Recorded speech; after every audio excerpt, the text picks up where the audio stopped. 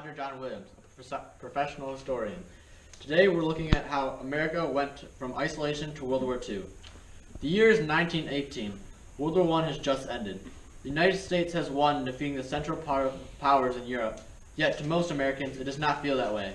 With over 100,000 American casualties and many more wounded, the general public feel the United States was dragging to war that didn't involve them. To most Americans, the debt collected along with the death proved to be too high a cost, and thus comes the Republican slogan, "Return to Normalcy," which is the American standard of neutrality dating back to Washington's farewell address. The progressive expansion policy is replaced by one of isolation, protected by Republican presidents' high tariffs. Celebrity viewpoint. Mr. Bill Nye, I have a few questions about another famous Nye. Ask away. How did the Nye Committee affect the American public? The Nye Committee reinforced the American feeling of isolation in foreign affairs. At the time, fascist powers were growing in Europe, with war becoming a possibility.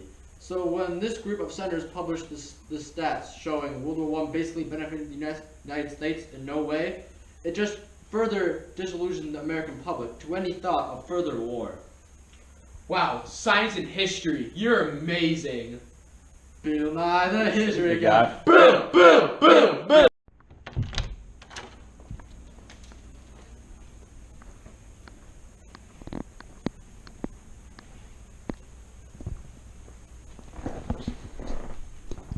Hello, and welcome to my fireside chat. I'm sure most of you have heard of Japan's attempt to close trade, but fear not. America will not take this act of terrorism. Today, on January 7, 1932, America will be instituting the Stimson Doctrine. This states we do not comply with Japan's request to halt our trade with China.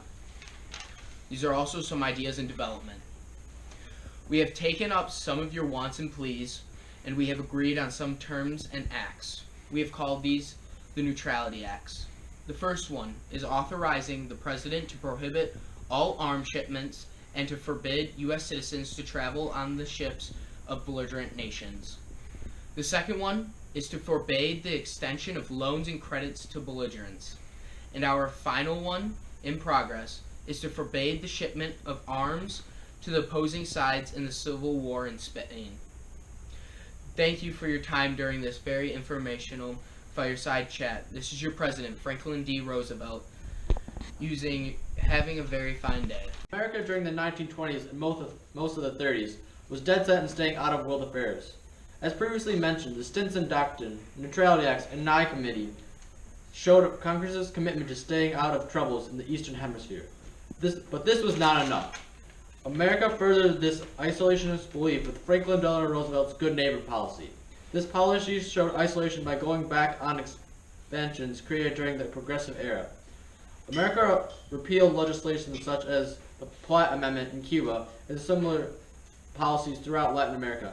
FDR claimed it was to create better relations with the United States neighbors and a united front against European threat, but in addition it limited America's sphere of influence. With isolation so deeply rooted in American national identity, what could change this policy? Strand knows as much about history as he does about football. Strand, how did FDR help the war effort in World War II while remaining neutral? Well, Franklin D. Roosevelt wasn't about it masterfully. At first, he tested the public attachment to isolation with the quarantine speech. Even though the Americans did reject it, FDR didn't give up, like me when I passed rush. He slowly chipped away at the Neutrality Acts through his ideas such as destroyer for bases and eventually the Lend-Lease Act. But before that FDR had to convince the public. He did this through a couple of famous speeches. In one, he showed the Lend-Lease Act with a simile involving a fire and a hose. Even more important was his For Freedom speech. He connected the war efforts to defending democracy and also reassured that America would not fight but be an arsenal of democracy. Well, I'm going to stop you there before they fire me and hire you. Got it, man. The date is August 14th, 1941, somewhere off the coast of Newfoundland. Roosevelt, Giorgio? I'm glad you called this meeting. What is it you'd like to discuss? As you know, America has been aiding Britain in the war effort. I fear it's only a matter of time before America is directly in the war. I as well, but you must admit it's only a matter of time before the Axis powers fall once that happens. Speaking of, I called this meeting of a post-war arrangements. Go on. I propose an end to imperialism and a new era of democracy and capitalism. Like the open door policy. Exactly, but more elaborate. Franklin Delano Roosevelt's pact with Winston Churchill on the Atlantic Charter, America could not yet go to war due to public opinion. Groups such as the American First Committee still had the public believing war was unnecessary due to too high of a risk. Its founder, Robert D. Stewart Jr., led one of the largest neutrality groups during a war in American history. The only way the United States would join the war was due to a day famously called by FDR as a day that will live in infamy. December 7th, 1941. What happened on this day will completely change the public's opinion, resulting in the death of the American First Committee in a mere 3 days. Japan has effectively killed off nearly all feeling of isolationism in the United States. The surprise attack on the United States naval base in Pearl Harbor, Hawaii. Although the attack was not entirely unexpected, the location was a surprise to the government and enough of a shock to the public that the FDR would declare war on Japan the next day. This day that will live in infamy claimed 2,403 American lives and launched America into a mass mobilization that will propel America out of the Great Depression into an all-out total war on the home front. His pro-war response following the attack on Pearl Harbor was one of racism and xenophobia. The Japanese Americans were widely discriminated by both the public and the federal level. FDR's Executive Order 9066 demonstrated this feeling when this group of people was forced into internment camps. Later on, this executive order was deemed constitutional with Kazumuto versus United States, reinforcing the government's policy of discriminating against a minority. The public could just punch a Japanese American in the face without any reformation. Racial slurs such as Jap were seen as normal in conversation at this time period. During this time, racism was accepted and even the norm. For an expert opinion with Darby 9.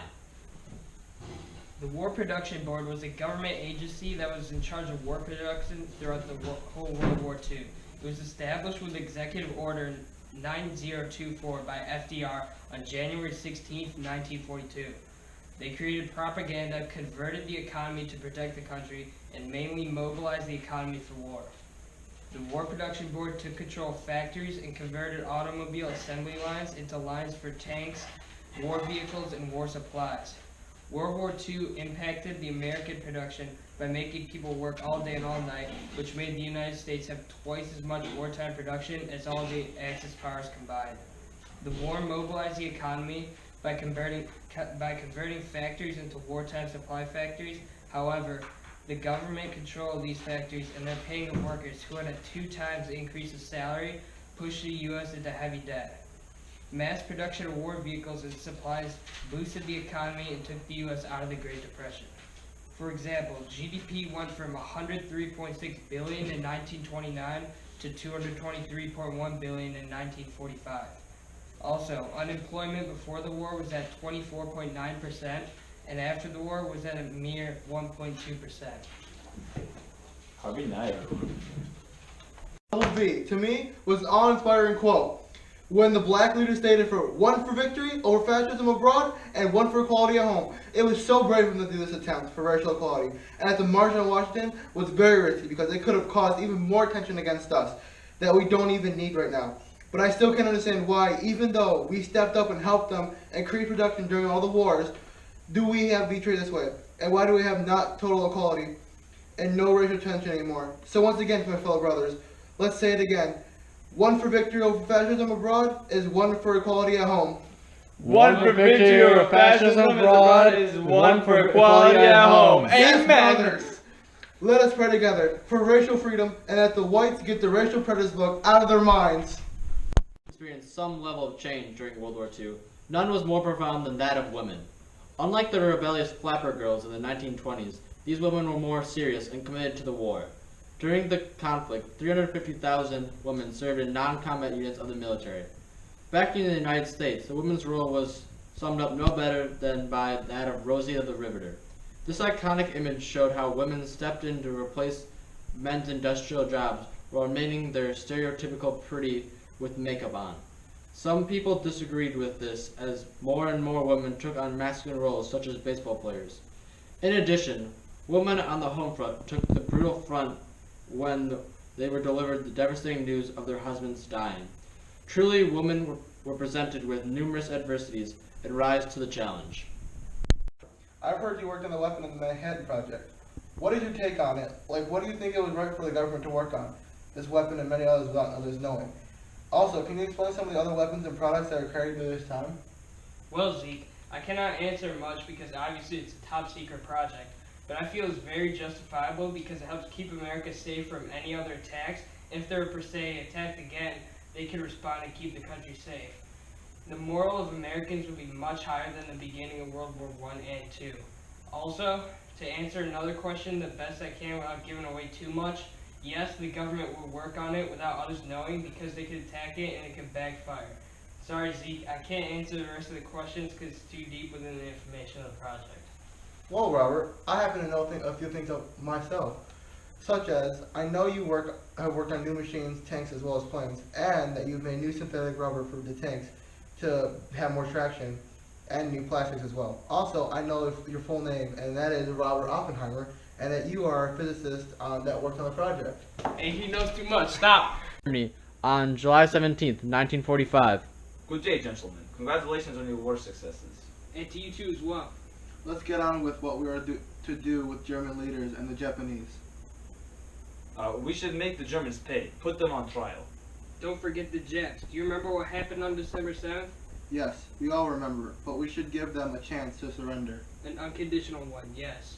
Then it is decided. We put the Nazi leaders on trial and demand immediate surrender of Japs. And when they don't? Then Russia honors its promise to America. No, we can take care of the Jets ourselves. On the home front, the Allies' leaders met to discuss the future. In Turin, the Big Three met for the first time. Roosevelt, Churchill, and Stalin agreed the Eastern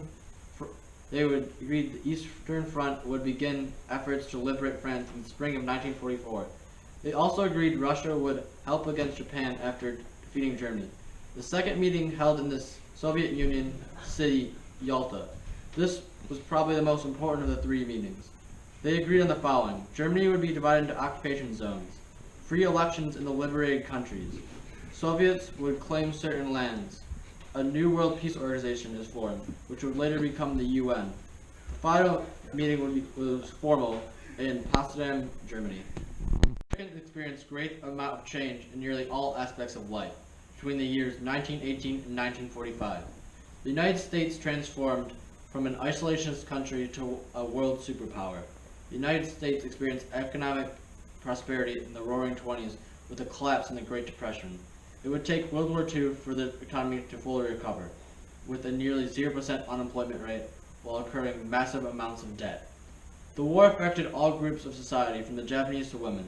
For good or for bad, the country was changed forever.